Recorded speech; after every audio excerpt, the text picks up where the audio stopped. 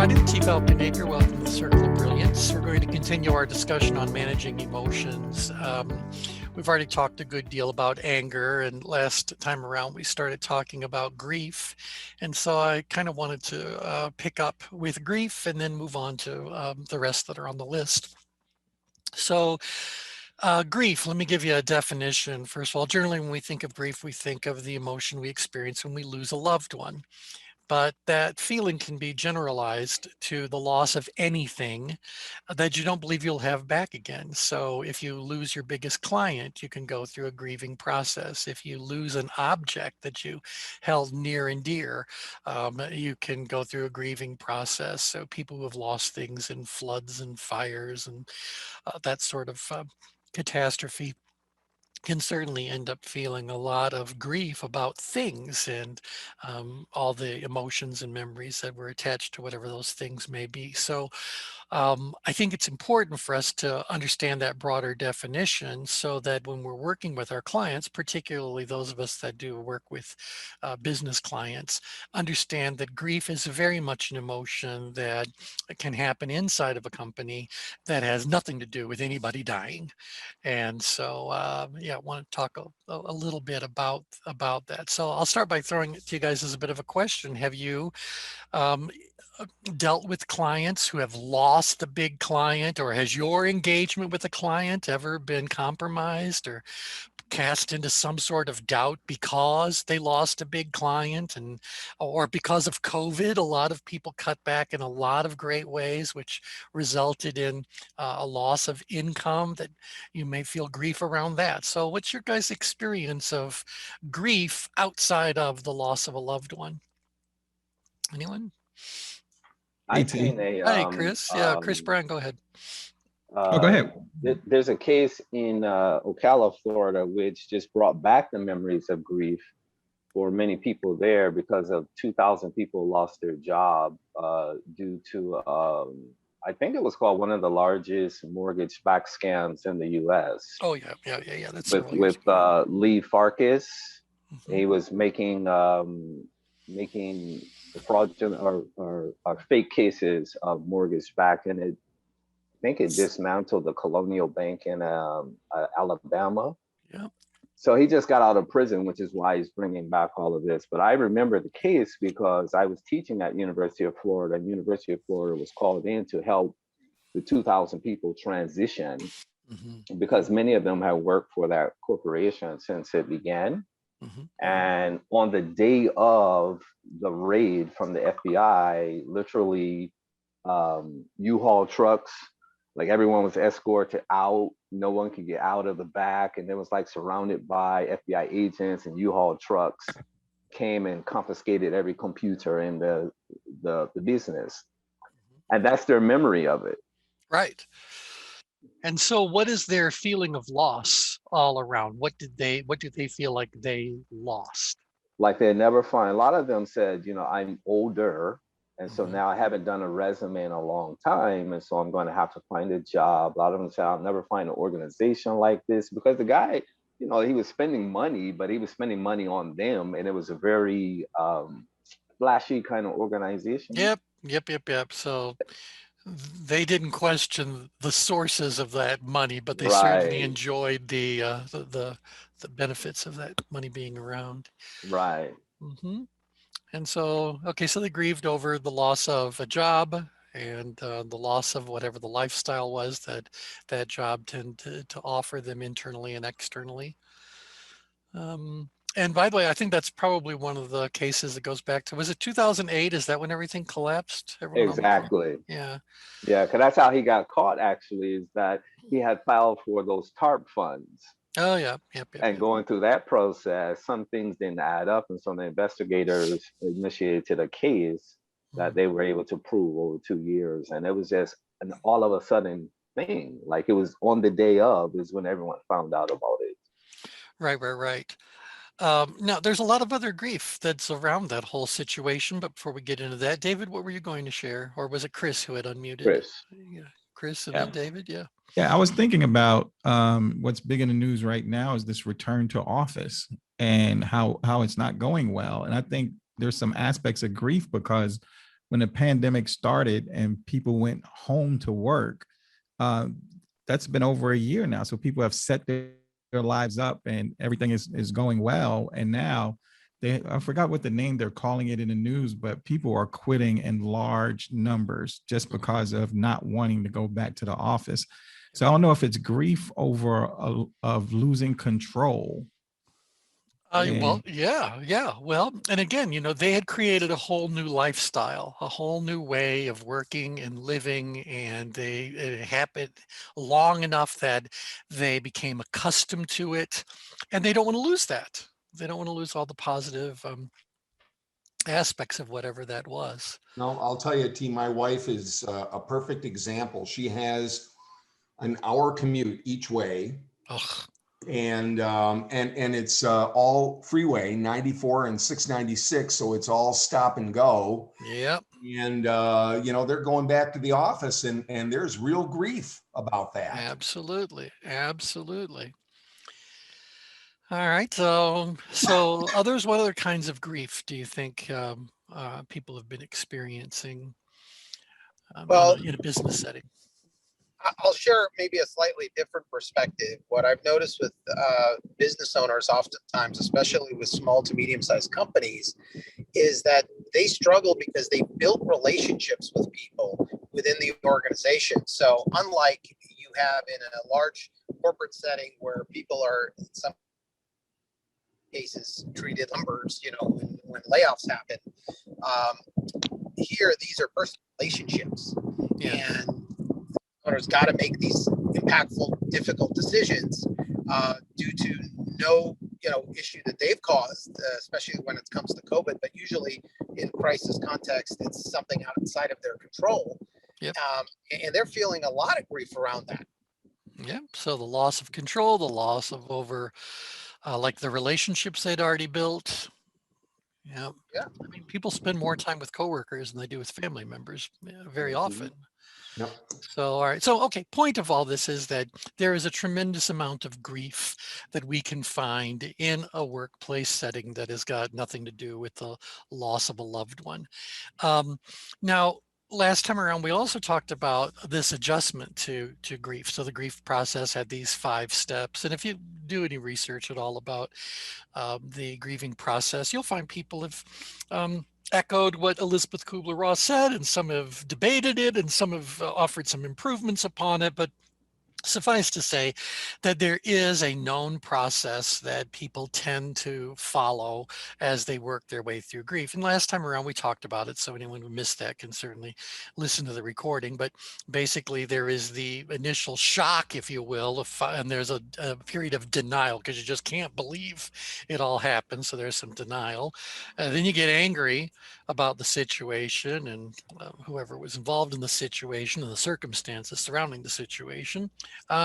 Then you get into bargaining, trying to make a deal with the powers that be. So to just, bring them back, fix it, whatever. And when you realize that bargaining isn't going to change anything at all, then you end up depressed. And that depression is the next little part I want to talk about, because sooner or later the depression is going to pass and acceptance is going to come into the person's situation, and then they can really kind of move on in a healthier sort of a way. And so I think when we're working with our clients, we may very well be present when the immediate shock of the loss of whatever occurs, but generally, unless just by happenstance we're there, or they brought us in to be the one that actually delivers the blow.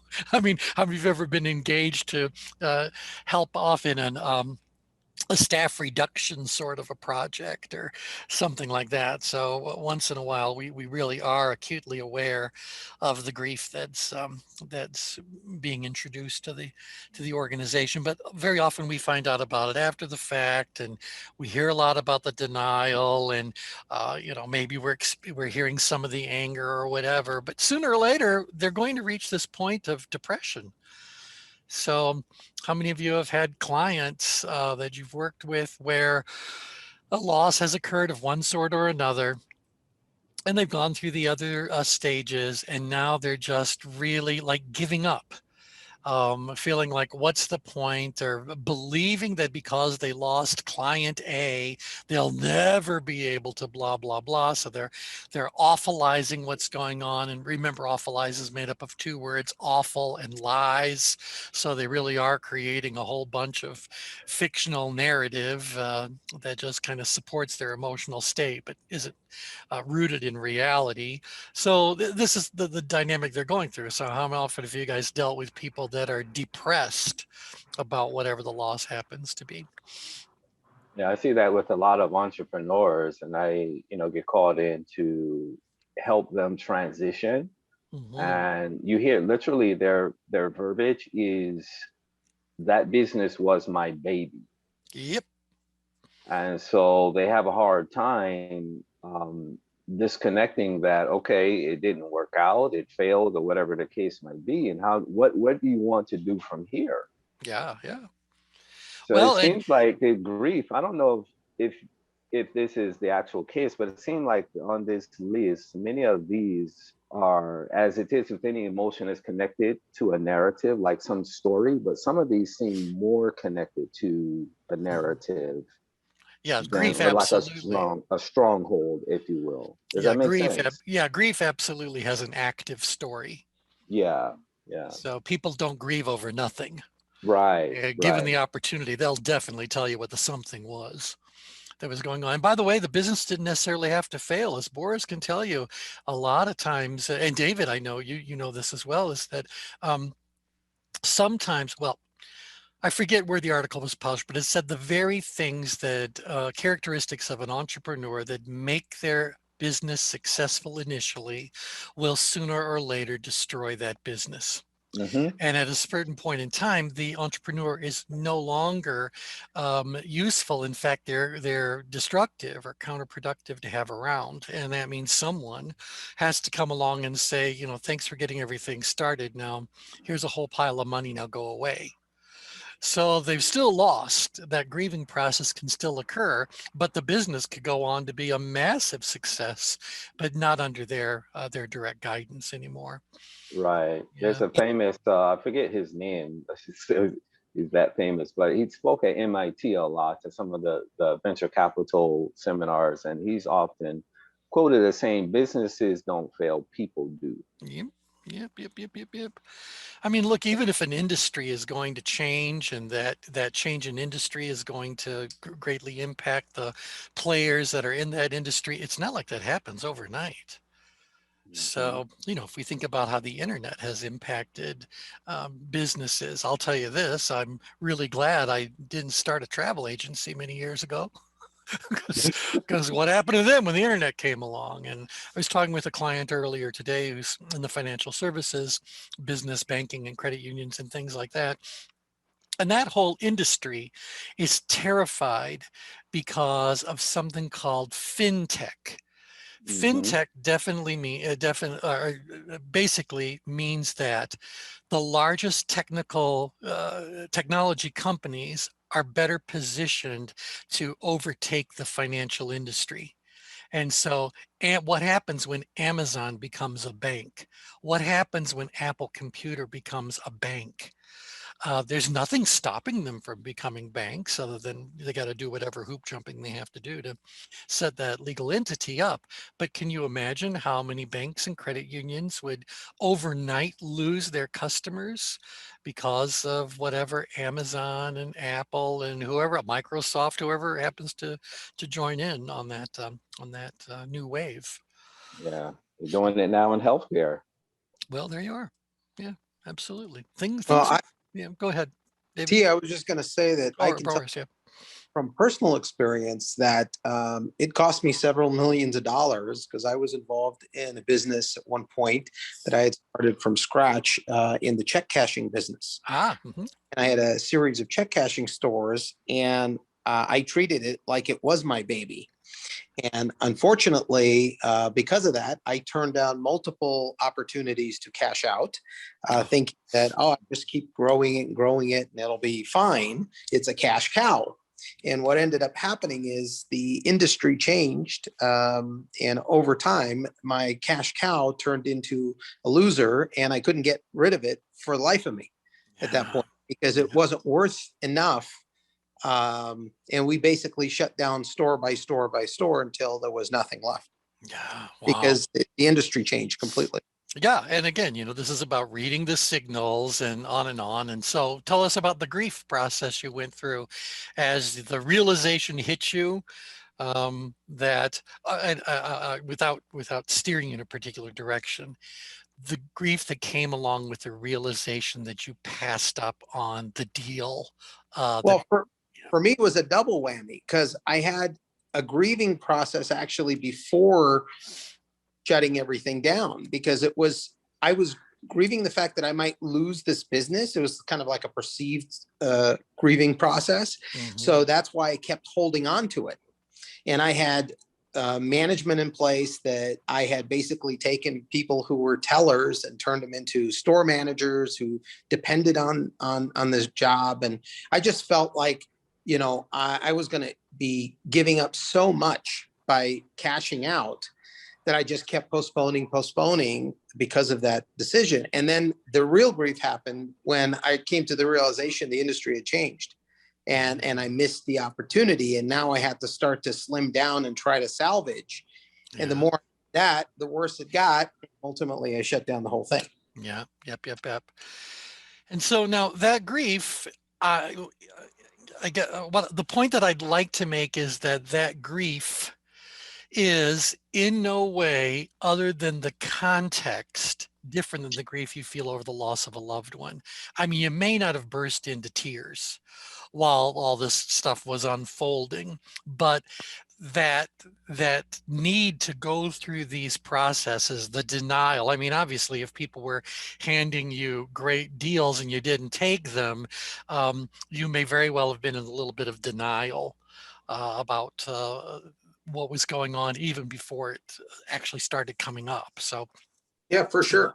not seeing the handwriting on the wall or whatever metaphor you want to use for it.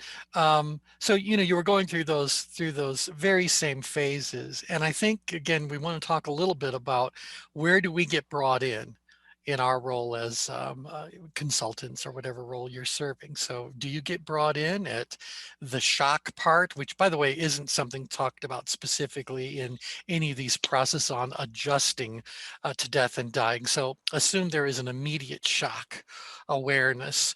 And then you get into the denial, then you get into the anger, bargaining, depression, etc. So where do we really do our work? Where are we useful? My experience has been it's always when it comes to acceptance. All right. So we are, Entrepreneurs tend to, postpone until there's no postponing anymore. And they've accepted the fact that this is what it is and I need outside help. okay. And so they're now moving from the depression, they're getting past that and going like, I got to get back to doing something, whatever it is, and I need some help to do that. So we could definitely be brought in at that stage. Where else? Anyone have any experience with where you A got lot of brought in? times I see it in the fixing stage, like the denial happened, something occurred, and now they're in the true thick, if you will, of that gap between that subjective perception Mhm. of losing something and the objective reality that this just happened. And now I got to fix it. And so it's almost like that fight or flight kind of response, like now I'm caught, and the remorse is there and all those kinds of things. That's the thing. They want someone to come in, they want it done now, they want to reverse everything that just happened. So it's I've seen that a lot in the entrepreneurial world, because that's what they literally say. Hey, come help us fix this. Okay, fix Right. what? Yeah, and I think that you just positioned yourself the same place that Morris was describing. It's coming out of the depression, moving into acceptance. Because if what you've just described was followed by depression, then there would be no real change at that point. Mm-hmm. The person would be just energetically and literally stopped from whatever the forward movement happens to be. So So I think that we're best positioned at that end of things. At the front end of things, I mean, now you need to have a lot more counseling skills, and maybe that's just not really where we are. So I get it. If we happen to be there and this is what's going on, we're going to certainly do the old college try. But if someone has just lost the biggest client the company had, do you think right then and there you can start having conversations with them about, well, where's next? What we're going to go do? You're kind of jumping over several of these natural elements of that process. Mhm. Yeah. Okay. Yeah. Other thoughts about this? Yeah. All right, then let's pull it onto the change grid because we do that. And I'm just kind of curious to know. Now, again, remember that anger, grief, and also fear and shame tend to be the 4 hallmark emotions that we associate with stress. Now, that's true if our student is a first level kind of beginner. They're first becoming aware of tension management.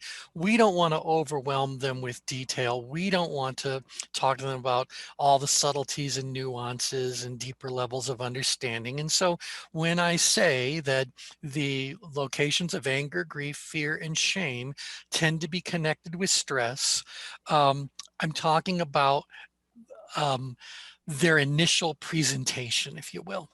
So that's why I said, if someone is about to start a grieving process, something happened. And whatever that something was that happened, no doubt did what to their level of tension? Send it up. It sent it up because they're shocked. And then, of course, they're into that whole denial thing. Like, what the hell are you talking about? That can't be going on. Oh my gosh, no. And so suddenly there's all this reactive scrambling. Somebody call that client. Somebody, whatever it is. So there's lots there that we can say, all that's evidence of stress. And it's going to be true. But you guys are not basic students. So I want you to know that those emotions live in this danger zone.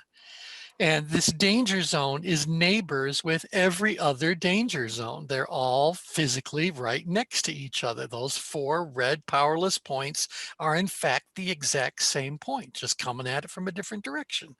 And so we may very well find all 4, anger, grief, fear, and shame. We might actually find some evidence of it in the outgrid danger zone, but it could be experienced in a different kind of way than the others. So let's just talk about that. Is it possible that someone who is a driven driver out here pushing,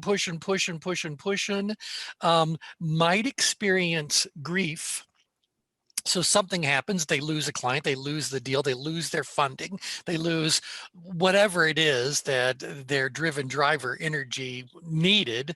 And so they may very well have an immediate stress response, but they're not going to deal with it the way someone who's up in stress deals with things. They're going to deal with it the way someone who's outgrid deals with things.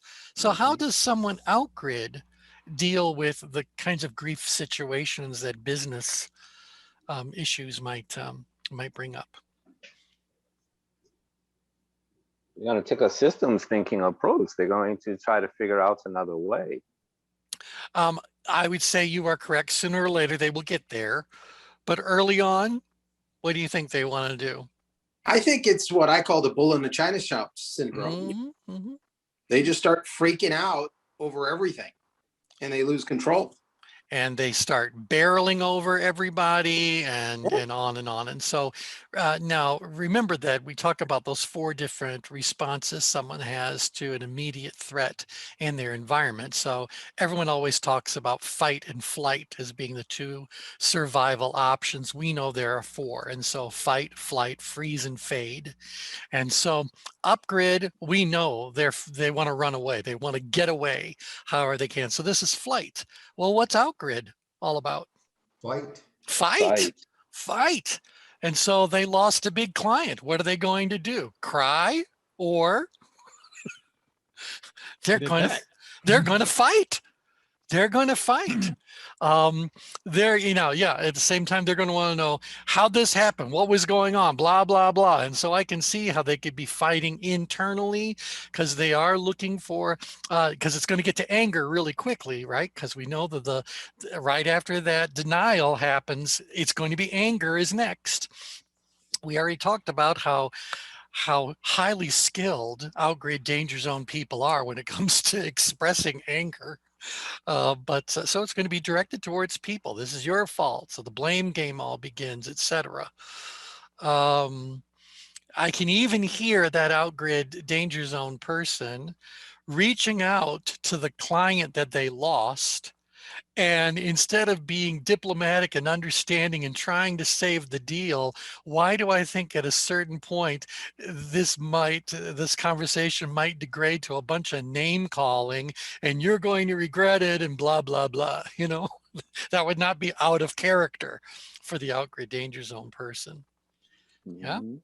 Right. Right. And now we know that underneath all anger, again, this is a review from 2 sessions ago, all anger and pain walk hand in hand. No one's angry until they're hurt. And so obviously the loss of a client hurts you financially, but it also hurts you at a spiritual kind of a level, at an intellectual kind of a level. So there's all sorts of injuries that are happening in that. And so, yep, I can certainly understand where all this anger is coming from. So now, then we're going to get into bargaining.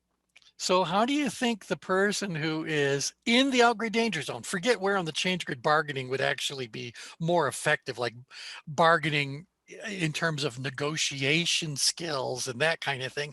I'm talking about bargaining with, bargaining with God, bargaining with superpowers, bargaining with whatever you're really bargaining with in that kind of a loss situation. How might it express itself in the outgrid danger zone energy? What's their bargaining look like? Hmm. Threatening. It could end up being quite threatening. I can kind of wonder if their idea of bargaining involves revenge, ultimatums, um, this sort of thing, which really isn't bargaining. Well, they think of themselves as being obviously their own superpower, if you will. So maybe that's what it's going to do, and maybe they do kind of turn to a supernal being and say, I get it. This is my punishment. This is karma coming back to hit me. And so I learned my lesson. Now can I have my client back? So maybe they get into that kind of a mindset as well. It just seems So like whatever they do out there from that perspective, and further out you go, the more pronounced it probably would be. It's going to be rather aggressive, although it's meant for, to remedy the situation because they're coming from that mental space. It just seems like it would be rather aggressive. rather aggressive. In fact, if I said, what do you think the relationship is between entrepreneurial behavior in general and our entrepreneurial characteristics and the hallmark signals of narcissism? Are entrepreneurs narcissistic? Very much can be. They very much can be. And so let me real quickly bring this up because there was I forget I was talking to about this. The hallmarks of a narcissistic personality disorder. I might as well just type that in, hallmarks of In narcissistic. fact, there was just an article about that, And what were they talking about in the article? about exactly what you just described. But think in what kind of a setting was there? Here you go. I'll just slide this in, and this is just well, they're looking at it from a medical perspective. This came from eMedicine Healthline. The 9 signs and symptoms of narcissism. So grandiosity, what are we in? Blah, blah, blah. Grandiosity, an exaggerated sense of self-importance, feeling superior to others and that no one deserves special treatment, and that one deserves special treatment. And the feelings are often accompanied by fantasies of unlimited success, brilliance, power, beauty, or love. Just stop there. Don't go any deeper and tell me what happens if they lose a client or lose whatever the case may be. Disbelief. Yeah, total disbelief. They have to deny it. It can't possibly be legit. And so they're going to just kind of go out there and say, well, no, no, no, no, no. Now, again, without things getting political, regardless of how one feels about Trump, no one is going to say Trump doesn't have some narcissistic tendencies.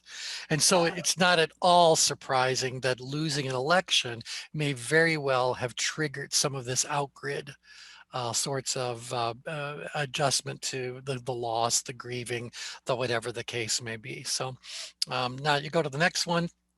Excessive need for admiration. They must be the center of attention. They often monopolize conversations. Patience. Interesting. So they're talking about how to deal with a patient that has a narcissistic personality disorder. They feel slighted, mistreated, depleted, and enraged when ignored. Brian, have you ever had any of those? All the time. That's what I'm saying. Especially Like, those who consult Dr. Google before seeing you. yeah, right. Well, you can't be right. You know, forget science. I Googled it. So let's see, superficial and exploitative relationships. Relationships are based on surface attributes and not the unique qualities of others. People are only valued only to the extent they are viewed as beneficial. And so if someone lets us down, we can turn right around and attack with a vengeance. And that's why I go like, well, if you lost that big client, I don't know that the owner of the company, this entrepreneur, is likely to say, what was my role in that failure? Their narcissism would prevent that from happening. They have to find someone else to blame as a way of explaining what's going on. And then they go through the process. I think we talked about another call, infatuation versus reverse infatuation. Did we talk about that? I don't remember that. Okay, this is all about how humans typically form relationships. So here it is in a nutshell. When we first meet somebody, in our head, there is an invisible piece of paper that we unknowingly are about to start writing on. The piece of paper has two columns. The two columns are headed everything I like about, and the second column, everything I don't like about. Well, when we first meet somebody, we begin to populate that everything I like about somebody in vivid detail. And we find all kinds of things we love about them, and we praise them, and we put them up on a pedestal, and we revere and celebrate, and we proclaim to the whole world that this is this perfect kind of person, et cetera, et cetera, et cetera. And we leave the second column blank. Well, then something happens, because obviously they've just painted a completely incomplete and unrealistic picture of whoever this individual happens to be. Something happens, and for whatever reasons, you now go like, well, wait a second, they're not so perfect. And if they've stepped on your toes or they've crossed a line, it's just going to accelerate it and intensify the whole process, because now what happens is that you begin to populate the everything I don't like column in vivid detail and really, charged kinds of terms and all that sort of stuff. Meanwhile, what was in the everything I liked column begins to be minimized, if doesn't denied, and vanishes altogether. And so infatuation is when I fill out the everything I like column and leave the other one blank. And reverse infatuation is justifying, why I'm getting rid of somebody, because they never had any redeeming qualities anyway. And so, okay, can you guys kind of relate to what I've just said about infatuation versus reverse infatuation? Mm-hmm. Yeah. So the sales rep who lost the deal could have been lauded and praised and awarded with every kind of benefit and all that you could possibly ever hope to have. But then they fell out of the good graces. The client was lost, maybe through no fault of their own. And suddenly, what do you think this narcissistic outgrid kind of person thinks about this the sales representative? Mm-hmm. What do you think? Very highly. Nope, nope, nope. You're only valued to the extent you're viewed as beneficial. And once that ends up happening, oh no, we'll get there. We'll get there. I just took a Vulnerability. test on this and said that I don't show signs of deceit, predatory aggressiveness, emotional instability, or narcissism. Well, isn't that good? Yeah, That's a, yeah. that's a good thing. I meant to ask Boris about this because I'm seeing this a lot, and so I was asked to be a mentor for Founders Institute, which is a business accelerator, and they use, and I'm seeing a lot of these accelerators, business incubator use Big Five. Are you familiar with that? Oh yeah, the big five, sure. So I wasn't familiar with it, but they combine the Big Five with like these, what you call them, puzzle things where you're matching different patterns and based on the visual that you see. Yeah, that's And part so, of IQ testing. oh, okay. So it said I tested in the top 25% out of 40,000 people around the world, but it Oh, said good. it didn't explain the test, but it said I had above average fluid intelligence, openness, moderate agreeableness, and then it said in addition, I don't show signs of deceit, predatory aggressiveness, emotional instability, and narcissism. Well, then very good. We can now discontinue your medications. Right.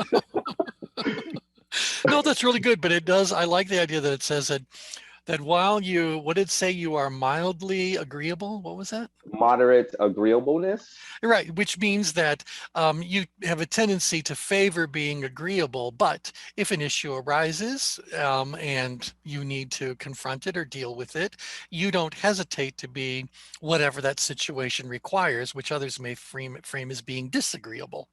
Right, right. Because when they give you that test, you know, there tend to be a process of elimination. But you know, it was a hard test because it said even if you don't agree with any of the options there, just choose one, and that Yeah, was you have to difficult pick for me one. Yeah. because I didn't go along with any of them in some cases, but I had to choose one. Oh yeah, yeah. There's several different profiles that involve that forced choice of impossible situations, because it does reveal things about what your values are. Ah, okay. Yep. Boris, you've unmuted. So did you have a comment for Brian? No, I'm listening in and reflecting on all of the different profiles I've taken over the years and how it seems like a lot of times I read the profile and say, I agree with the way that this sounds. And then I look at a different profile. Yeah, that sounds like, Yeah. and I'm wondering if that's like just me or a lot of people feel that way, that these profiles, they all sound correct. Yeah, no, that's the whole point of the change grid. So the whole point of the change grid is we can take all those maps because almost every one of those tests ends up generating some sort of a graphic. And we've been very successful at visually and conceptually integrating those maps far more often than not. We can do it pretty easily. I can think of one offhand that doesn't really lend itself all that well graphically, but like the Enneagram diagram, good luck trying to get that to overlay on anything. But nevertheless, everything it talks about lives somewhere on the change grid. We just can't make the diagram itself overlay. But one of the things that we said, there's a part in the certification training where we talk about comparative human typological analysis. And we talk about how over the course of time, researchers or however they labeled themselves at the time, decided to divide humanity into X number of groups. And then they decided that they were able to describe each of those groups sufficiently that you would resonate with one and not resonate with the other. And from there, a personality test was born. And we said, you know, when you take these tests, you go like, well, that's completely accurate. Or you go like, well, I can certainly see how they came up with X, but I also think I'm all the rest of these things. And then this is the key phrase. It really just depends on the situation. And so that's, as we heard that over and over again, we said, then we don't need a tool that looks at the person. We need a tool that looks at the situations. And that's what the change grid does. Every one of those activities you put on the change grid is a situation. Every goal you put on it, every line item from someone's job description, it's all situations. And how is someone responding to each of those situations as we go about looking at it? So luckily, Brian would be a very handy person to have around in a situation where diplomacy is necessary because he's not narcissistic and he's, would it say marginally, not marginally agreeable, generally agreeable, Moderate. moderately agreeable. Yeah. Okay. You could be handy in a situation where we need a diplomat. I promise you, I am not the guy for that job on that day. Yeah, because I'm such a high analytical kind of type. I would just soon hit you between the eyes with all the little facts and figures and just, consider the task done. So that means that you will not, when you say high analytical, that means like you just don't move from it, or you don't think that there's other options, like you're just stuck with. I think it's the whole idea that people being agreeable or disagreeable makes room for people having feelings about facts. And Okay. I don't understand the thought that anyone gets to have feelings about facts. They are what they are. So how you choose to respond to them is your issue.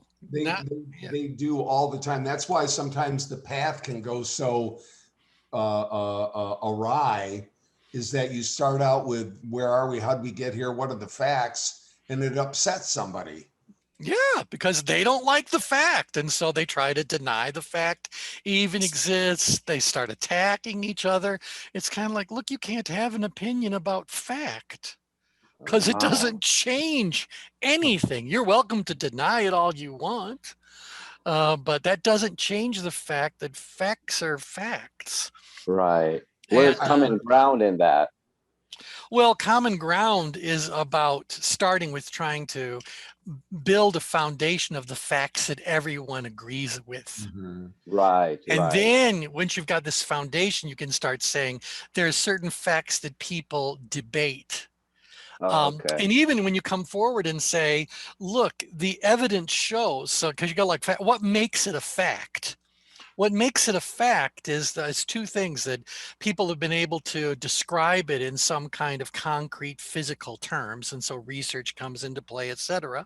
But the second requirement is that you have to have an agreement, general consensus among the population that your assessment or your utilization is accurate.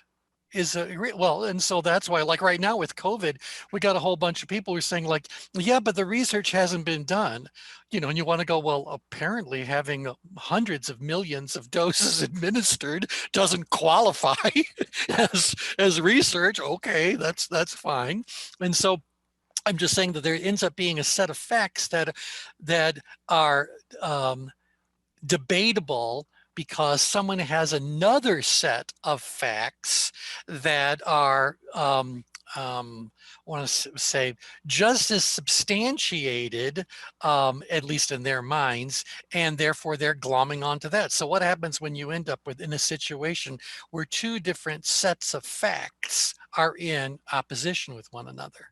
Right. And neither wants to let go.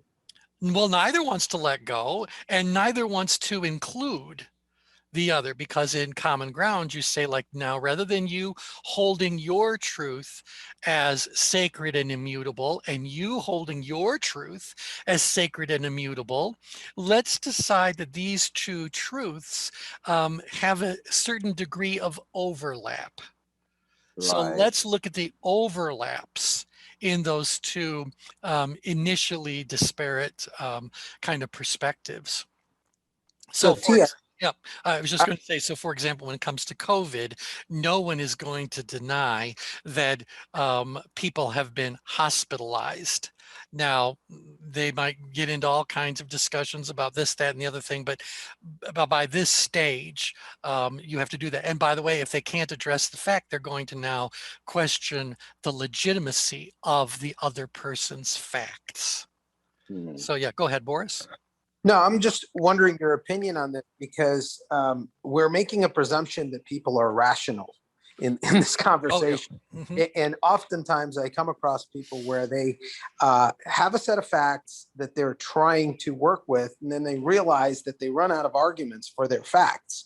And so then it starts, it goes down a rabbit hole, Oh, yeah. Yeah. Well, this is just my perspective and you just don't agree with my perspective. So what the bottom line is they have an agenda in the back of their head that they're Right. working off of.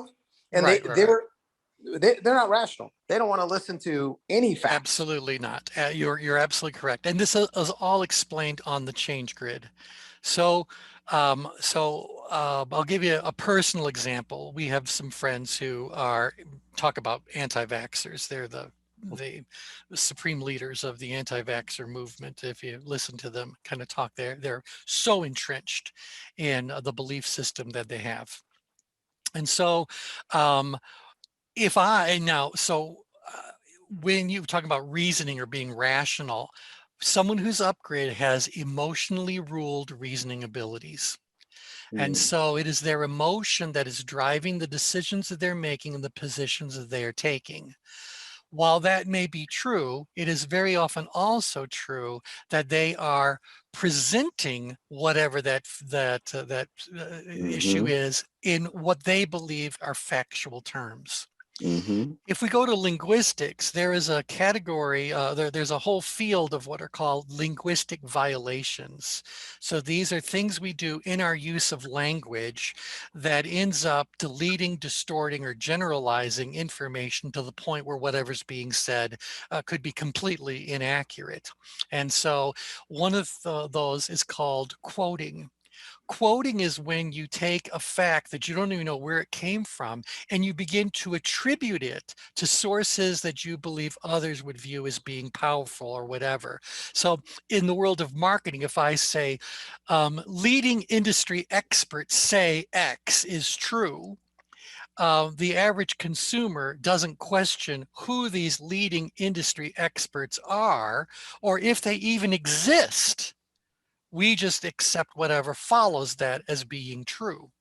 And so when you now come back and you challenge who are these leading industry experts, that's when this person who's upgrid may very well start scrambling, because when you're upgrid, you have a very difficult time identifying, grabbing hold of, and utilizing actual factual data.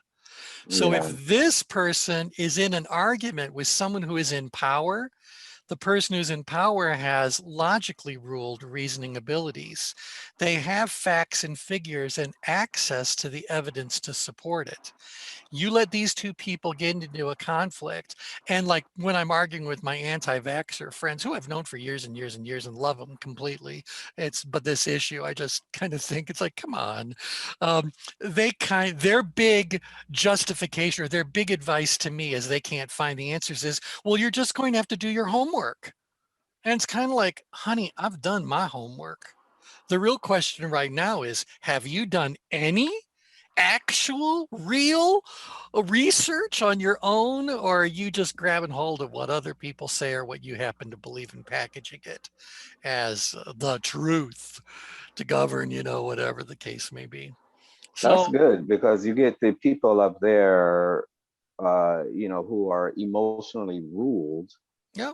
We know most healthy decisions have both emotions and the cognitive, but if you're up that far and stressed, then again, the being emotionally ruled somatically turns off reasoning. Yes. So that's where you have to step out of the limbic system and invite, the cognitive in there to help you shape what is this emotion that I'm actually experiencing in real life time. And without that capacity to do that, when the emotionally rule becomes the default behavior for you, then there's no talking to that person. There is none. And if you do, again, you start to challenge them and they start feeling as though now they've run out or they're trapped or whatever, and that they can't support what they really want to say. It's interesting how the next level that they'll move to is questioning the legitimacy or the validity of what it is that you're saying. So your source of facts is wrong.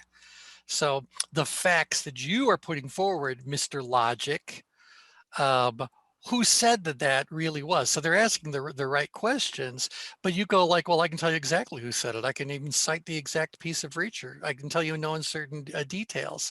And they go, yeah, but that all could have been made up. And so that's going to ultimately lead to conspiracy sorts of theories coming into play. So whenever you're encountering any of that or hearing any of that going on in any area out there in the, the world, just kind of know that this is the dynamic. When people are very far up grid, stressed about what's going on, they are in no position to be arguing with the people that are mid grid. And keep in mind too, that because these people are in the upgrid danger zone, which is a physical neighbor of the outgrid danger zone, they may suddenly become very directive and start to try to both physically and verbally overpower you. They start fighting, even though they no longer have, their whole base has been destroyed. And so they will instead try to destroy you. Mhm. So, yeah. Yeah. Instead of going to the center of the grid, they're going out grid. That's right. Yeah, I Yeah. get it. They go out grid because they were up grid. They found that they can't succeed up grid, so some may revert to being down grid. Others might just kind of go, well, you got me, so I guess I'll just shut up. And they suddenly move very far in grid or very, very far down grid. They may even dismiss you, the person in the middle, as being totally unworkable and unreasonable. Mhm. And so therefore, why would they bother? And so they're going to adopt one of these well, they could very well adopt one of these other ways of doing that. But again, it's all going to get back to this idea that, we went off on a lovely tangent, but we were talking about the narcissism living very far out grid, and that narcissistic behavior. Number one thing, a narcissist can never be found lacking. Their whole identity of self is that they are the embodiment of perfection in every way, shape, and form. They can only be described accurately if superlatives are being used. And so when they start to be challenged or whatever, it's not at all unusual for them to become highly critical, highly attacking, which gets back to this idea of having these exploitative relationships. You look at number 4, a lack of empathy, severely limited or totally lacking ability to care about the emotional needs or experiences of others, even loved ones. And so again, they are the center of the known universe, and that's it. Identity disturbance, sense of self is highly superficial, extremely rigid, and often fragile. Self-stability depends on maintaining the view that one is exceptional. Grandiose sense of self is easily threatened, and they retreat from or deny realities that challenge their grandiosity or challenge whatever their perspective happens to be. So can you guys kind of feel that if you are in a dynamic with someone who's like this, don't be at all surprised to watch them move very far up grid and then suddenly be very far out grid. Yeah, and by the way, they might also move directly out grid and end up up grid. Again, these things are neighbors. So, oops, don't do that. Undo. Go back where you belong. Difficulty with attachment and dependency. They rely on feedback from the environment. Relationships only exist to shore up a positive self-image. Interactions are superficial. Intimacy is avoided. So chronic feelings of emptiness. Now we're getting deeper into the underlying sorts of things, vulnerability, life transitions, difficulty maintaining reality-based personal and professional goals over time. Compromises required by school, jobs, and relationships may feel unbearable. Young adults may have a failure to launch sort of thing. So yeah, anyway. So if I said to you that I believe that narcissism leads to or has in it an ongoing fear of loss. Mhm. See if we can put that together. So I may not be grieving in the moment, but because I know that maybe I know, maybe I'm not aware yet, but because my self-perception is so grandiose, so based in anything but reality, it is just waiting for something to happen to expose me as being, full of myself, as being inaccurate, as being whatever. And how I would end up feeling afterwards, or how I would end up being treated, or how my life would change if I am exposed in that manner, is a loss that I cannot endure. And so I grieve for it now. And so I fight against it now. Does that kind of make sense? Can you guys feel how inside of that narcissism there is this avoidance of grief? Oh yeah, yeah. You can expand on that. I think the term was used, rabbit holes. But you think about someone that's emotionally ruled, the somatic nervous system. You're expressing that live and candid camera through your body. Yeah. Like there's things happening to your body, whether you understand it or not, like shaking or eyes getting watery, you feel heat, so you start to perspire. All these things are happening, and that's keeping that story going. That's So right. these are evolutionary kinds of things that really support the story, although the story can in fact be false or Yeah, not fully absolutely. true. And so you'll Absolutely. just keep running with it. You'll even hear people say, "You see how angry I am," or "I'm starting to sweat," or "I'm getting this," and they're going, I Yeah, mean, like this, it's my like it's my fault. It's like, right, exactly. I'm not responsible for your physiology. Now, I know we have just a couple of minutes, but I'd like to kind of finish grief. These last two are pretty easy to do. The person who is very far in grid, who is in a grief sort of a situation, does something very interesting. And you guys may remember that one of my biggest assignments over the years was that I ran a pre-need cemetery.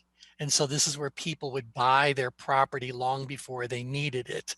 And then they would end up, saving money because they had taken care of it and saving their family a whole lot of stress. And so this was up in Rochester, Michigan, a very large, very successful pre-need cemetery.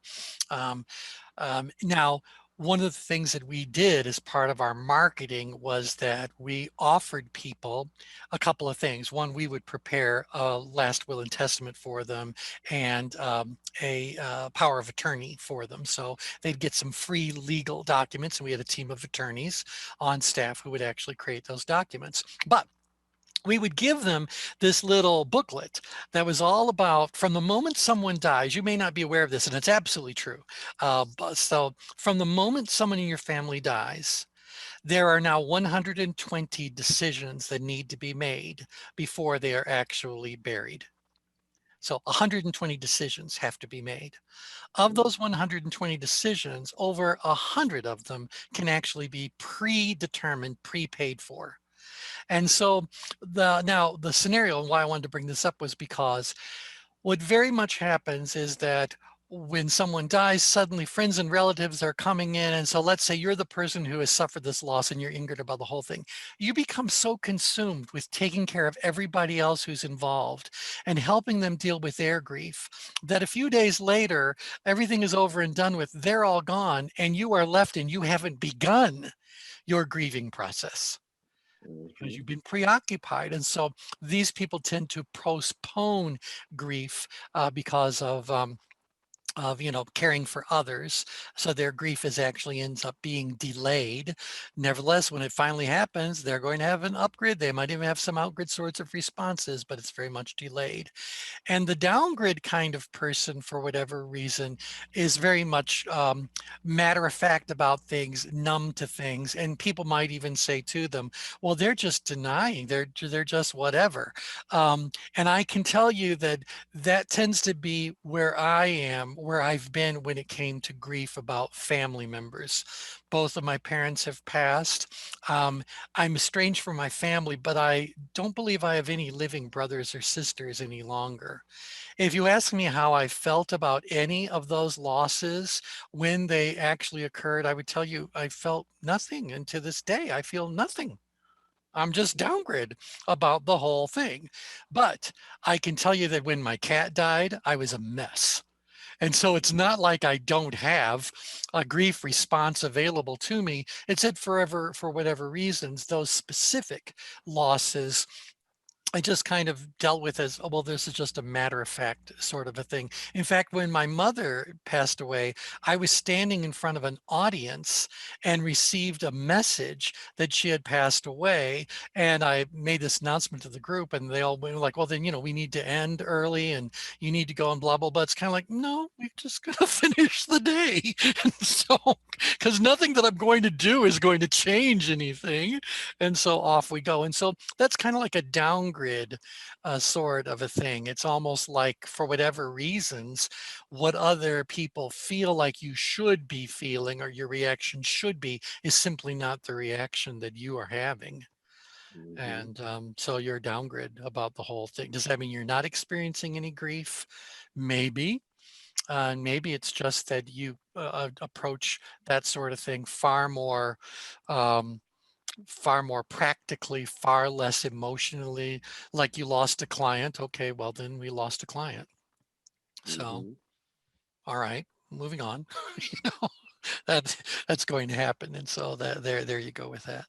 All right, so those other two, I didn't want to leave you without those being addressed, but because we do want to always focus on how this applies in business sorts of settings, we're going to be dealing more with clients who are upgrid and outgrid as they are dealing with whatever their losses happen to be, than we will with people who are downgrid and ingrid. So for the change grid, then in these situations for business, it's not particularly meant to be like diagnostic as it is to really help them fill the gap, like between what they're experiencing and kind of where they Yeah. want to go. We know that all of those unresourceful emotions have a certain place we say is their default location. Like I said, the default for anger, grief, fear, and shame tends to be upgrid. But again, because that's a neighbor with the others, we know that those emotions are present in all four of these danger zones. But the way those emotions are perhaps experienced and dealt with is what's going to be different. Mhm. Mhm. So, yeah. Yep. Excellent. And by the way, I think that's also in large part probably because of the neurotransmitters that end up getting, or the brain chemistry Mhm. that gets impacted when someone receives a piece of information. So I got to believe the brain chemistry of how I responded to the loss of a family member can be explained or is very different than the brain chemistry of someone who ended up being escalated very far upgrid or outgrid. The Right. chemistry's got to be very Right. different. Yeah, the chemistry is different because of how you experience, and in other words, all the things you bring to the experience. See, because again, that's what scientists are looking for when we talk about emotion. They use the Yes. plural emotions to try to account for, okay, what's the narrative behind it? What has the historical experience has been? Because all those things, that's what emotions is trying to account for. Yeah. You have, it's processed all throughout the body, these sensory input. So this sensory input is trying to account for everything. And that's why immediately a song you hear is tapping into the hippocampus where long-term Absolutely. memory is. And you didn't have anything to do with that in that moment. It just brought it forward. It brought So it forward. again, It's an anchored experience. Yeah. exactly. So without our capacity to actually, effectively label it for some kind of application, you can just be in trouble with, That's right. what That's right. applying yourself in the most inappropriate way. Yep. Well, we'll see how that all applies next time when we'll talk about fear. So That's the big one. that's the big one. That's the That's big a very big one. That's a very big one. All right. So with that, let's go ahead and be finished for today. So thanks everybody for joining in. We'll pick up where we left off on Thursday. So bye everybody. Thank you. Bye bye. Bye.